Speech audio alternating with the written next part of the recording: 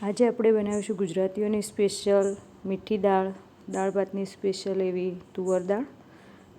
મીઠી દાળ બનાવવા માટે મેં અહીંયા 1.5 વાટકી જેટલી તુવરની દાળ લીધેલી છે. દાળને મેં બરાબર ધોઈ અને અડધો કલાક પહેલાં પલાળી લીધી છે.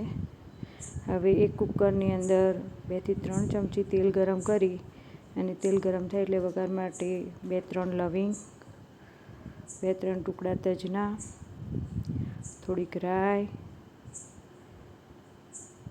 થોડુંક જીરું અને હિંગ ઉમેરી લઈએ.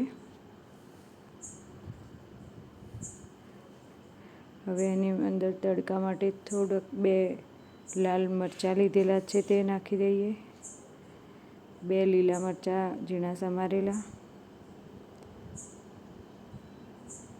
અને મીઠા લીમડાના પાન, 1 ઝીણું સમારેલું મેં ટામેટું લીધું છે એ પણ એડ કરી લઈએ અને મિક્સ કરી લઈએ. હવે એની અંદર મસાલા કરી દઈએ. મસાલામાં સ્વાદ પ્રમાણે મીઠું, લાલ મરચું પાવડર, હળદર પાવડર અને ધાણા જીરું પાવડર.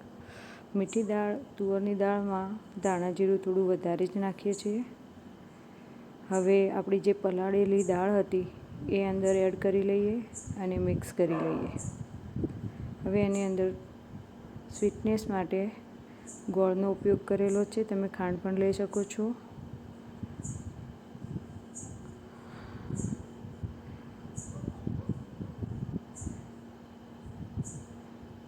અને હવે એમાં ખટાશ માટે મેં થોડુંક આંબલીનું પાણી ઉમેરેલું છે.